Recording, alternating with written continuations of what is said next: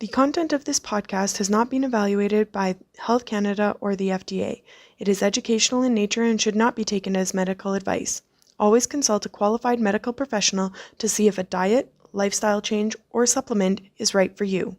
Any supplements mentioned are not intended to diagnose, treat, cure, or prevent any disease. Please note that the opinions of the guests or hosts are their own and may not reflect those of Advanced Orthomolecular Research Incorporated.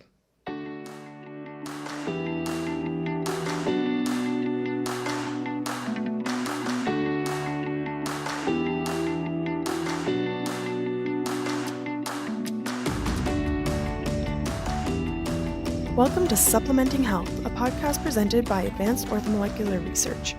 We are all about applying evidence-based and effective dietary, lifestyle, and natural health product strategies for your optimal health. In each episode, we will feature very engaging clinicians and experts from the world of functional and naturopathic medicine to help achieve our mission to empower people to live their best lives naturally. Today's episode of Supplementing Health is brought to you by AOR's Probiotic 3, a revolutionary formula to support gut health. These 3 highly effective and clinically supported probiotic strains help to reduce the growth of pathogenic bacteria while promoting the growth of beneficial bacteria. This formula also aids in supporting a healthy inflammatory and immune response while promoting detoxification. You can find this unique formula at your local retailers or at aor.ca or aor.us.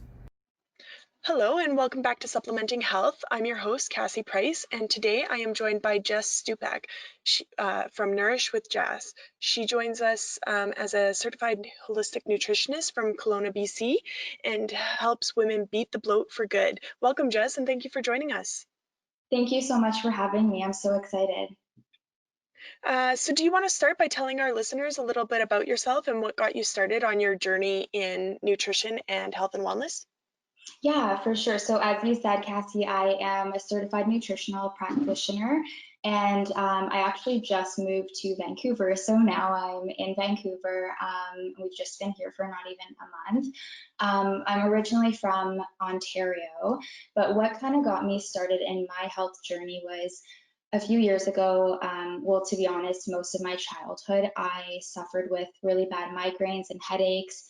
And I was always put on antidepressants or anti-anxiety medication, and my doctor would really just like try to get me to take medication to kind of put a band-aid on the issue. And it did get to a point where it was super severe, and I was really freaked out about what was going on. I was constantly doing tests and nothing was coming back. So I started to do a lot of research in natural remedies, and I was just stunned at how much of a difference it really made.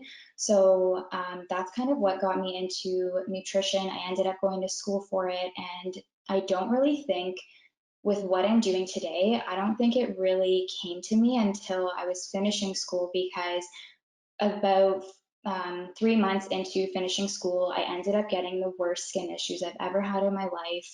I've always had perfectly clear skin up until that point, and I was getting just like really abnormal digestive issues, like always felt like my stomach always had like this like sharp pain in it. And it was because I actually had really bad food poisoning that year, and it was an issue that has like went on for about 4 months. I was constantly trying to figure out what was going on, to the point where I ended up getting tested for it, and it came back that it was a really severe case of parasites from the food poisoning.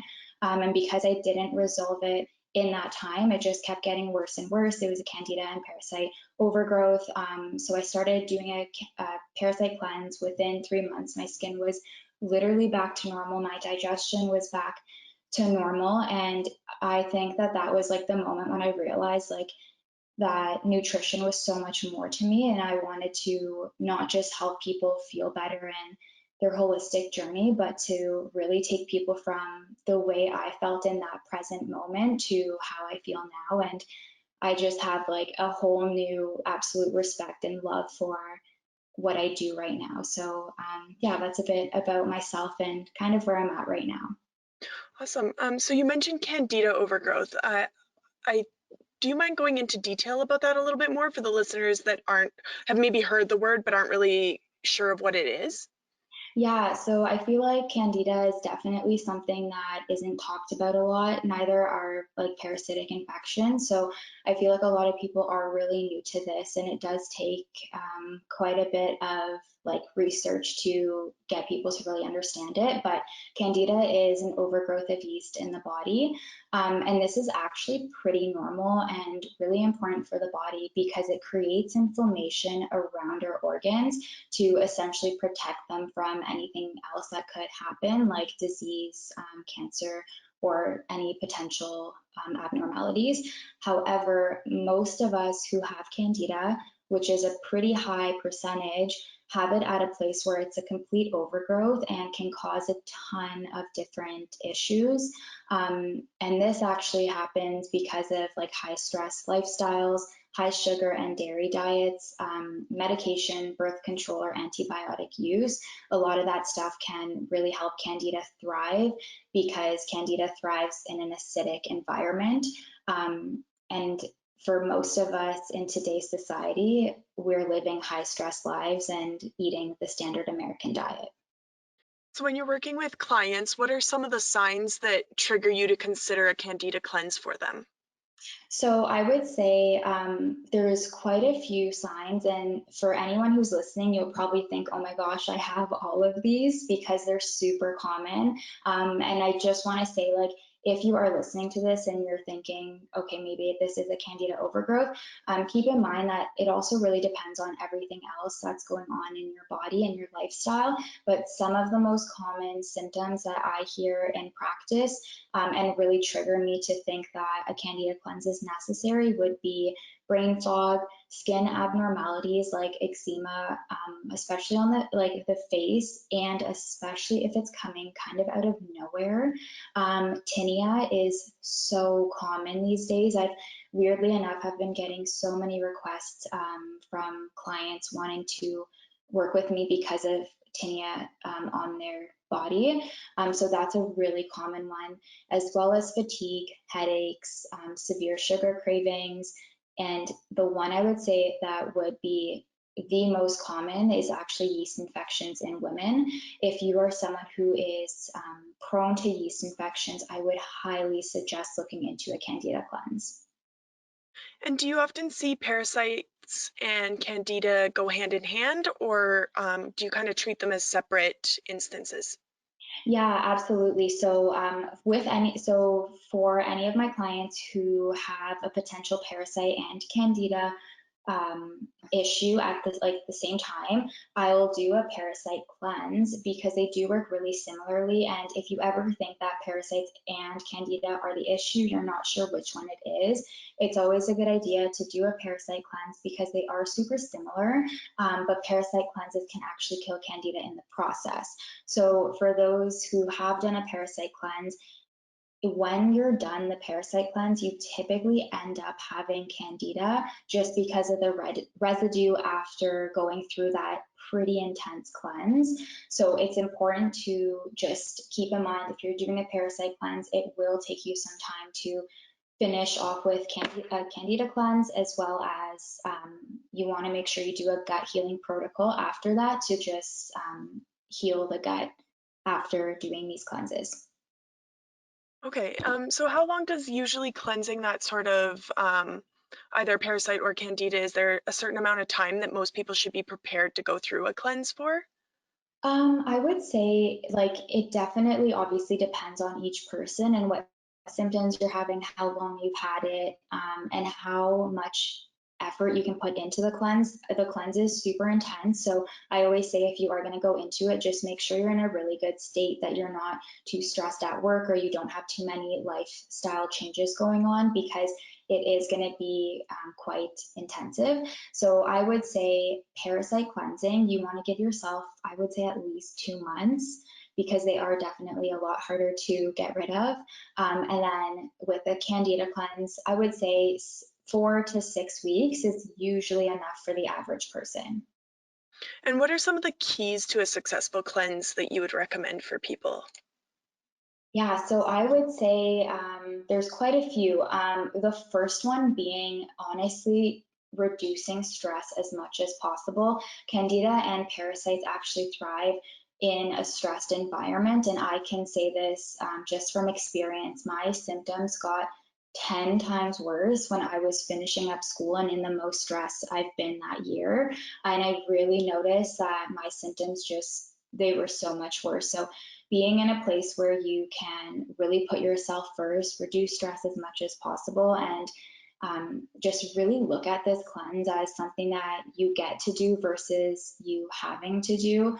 I think that this cleanse is so transformative to so many people. And a lot of my clients who have done the cleanse, most of them are now practicing it yearly because it makes you feel so good. Like just during the cleanse, after the cleanse, and it's like, it sounds weird to say, but it's so life changing.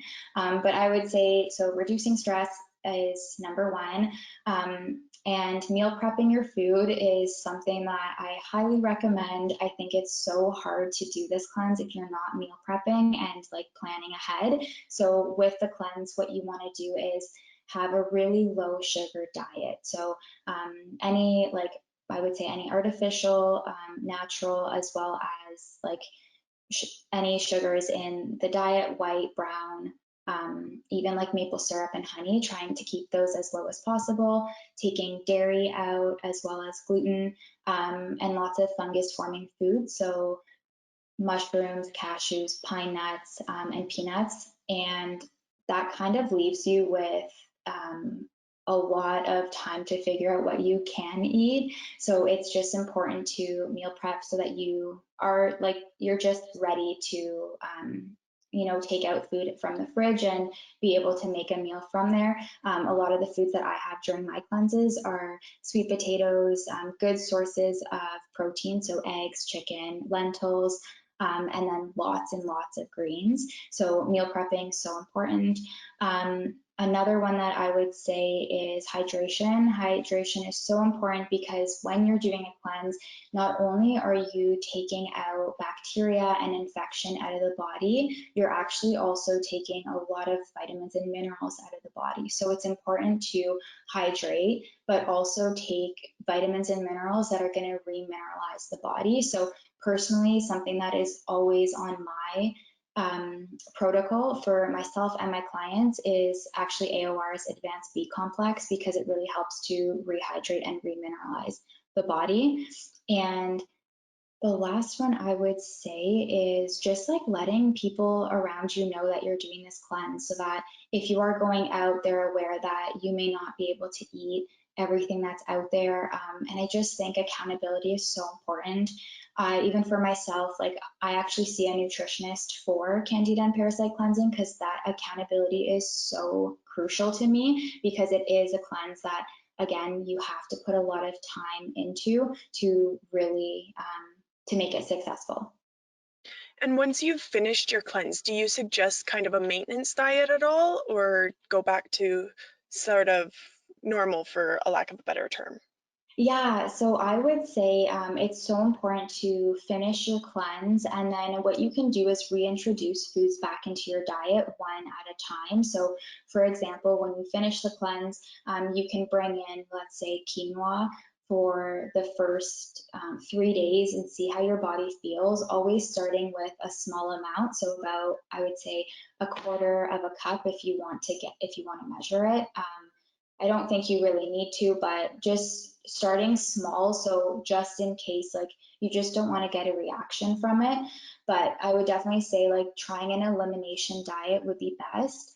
As well as I mentioned before too, so important to do a gut healing protocol after, which looks like, again, reducing lots of sugars, dairy, and gluten, just to make sure that you can heal that leaky gut and bring your body back to balance. Do you often find food sensitivities go hand in hand with a Candida overgrowth, or is the elimination more just for supporting that gut health afterwards?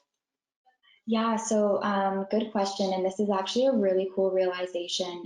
So first off, I think post cleanse, just really helping to heal and nurture your gut. I think it's important to keep like those high sensitive foods out of the diet for a little bit.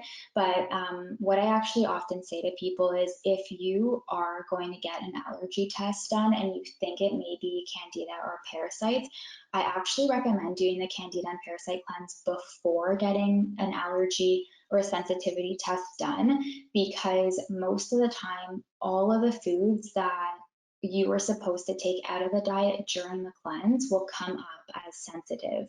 So it's really interesting when you do it after the cleanse, and you can actually see that a lot of those foods have now been removed from that sensitivity statement. Oh, interesting. Very interesting. Yeah. Switching gears just a little bit here, for parasites, I know you mentioned you had gotten yours from food poisoning. I've heard a lot of people get it from traveling as well. Are there certain triggers or certain situations that you kind of recommend your patients be aware of a possible parasite and maybe do a protocol even if they're not experiencing symptoms?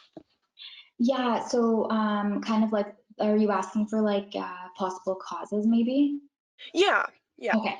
Yeah, so I would say definitely if you're traveling, so important to at least take like a probiotic with you as well as digestive bitters or enzymes. I find like most of the time my clients will come to me saying with the statement that they went traveling and now they're feeling really ill.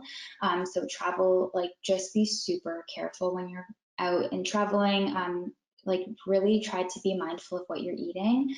That also goes with if you're going to restaurants, I always recommend clients and anybody to take digestive bitters or digestive enzymes with you and have it before your meal, because parasites are actually, I don't think we realize how common they really are. And the easiest way to get them is from eating at a restaurant, and it's actually from the lettuce in the restaurant because we don't know if they're washing it. So yeah, taking enzymes before meals when you're eating out is so important, especially for meals that you're not used to, or if you're eating some kind of protein at dinner and you're not typically used to having that kind of protein. Tap water is also something you want to be super cautious of. So I really recommend getting like a filtration system like reverse osmosis or a Berkey filter, just to again decrease the chances of getting parasites because they are not easy to get rid of. And also another one that I think may or may not surprise people, but our pets, like our pets, if you sleep with your pets, you're always like cuddling with them, they actually host a lot of parasites because they're outside, they're like playing in the dirt, whatever it is. So we just want to be mindful of that and maybe make a rule where you don't sleep with your pets in bed. Okay, great. Thank you. And are there certain parasites that are more common than others that people should be aware of when selecting a parasite cleanse? Yeah, I would say there are more common parasites. I would say the small microscopic ones are so much more common than ones that you would typically get from like a traveling experience. I do really think that most of us probably are hosting parasites, and I think it's important to do this cleanse once a year, just like as an average maintenance. But I would say if you're looking for a parasite cleanse and you don't know which parasites may be the issue, I would just start with really honing in on the diet, because the diet is the number one thing that is actually going to help starve those parasites. So parasites live and thrive in an acidic environment, and we really want to change that and create a more alkaline environment. So again, eating lots and lots of fruits and vegetables, or sorry, not lots of fruits, but lots of vegetables, lots of greens, superfoods, really good quality proteins and healthy fats, reducing sugar, dairy, gluten, vinegars, except for apple cider vinegar, because I do really think that if you are listening to this and you're wondering if like thinking parasites may be the issue or candida, I would really just start to work on the diet, because I can promise that the diet will work wonders in comparison to like just doing supplements. So yeah, focusing on diet for sure. And then supplements, I would say like really good options would just be having like garlic pills, ginger pills, um, black walnut capsules are also really great for parasite cleanses. Okay, wonderful. Thank you. This has been super informative. I didn't actually realize so much of that information about parasites, so that's great to hear. And thank you for joining us today. We've really appreciated having you come on and share your knowledge and your experiences that you've had. Now, if listeners want to get a hold of you directly, how would they go about doing that? Yeah, so they can check me out on Instagram. It's just Nourish with Jass. And then I also have a website, nourishwithjass.com. And if you wanted to send me an email, if you have any questions about anything that I mentioned, it's just hello@nourishwithjass.com. And I'm always so open to discussing this further. Wonderful. Thank you so much, Jess. It's been a pleasure to have you on with us. Thank you so much. I really enjoyed this.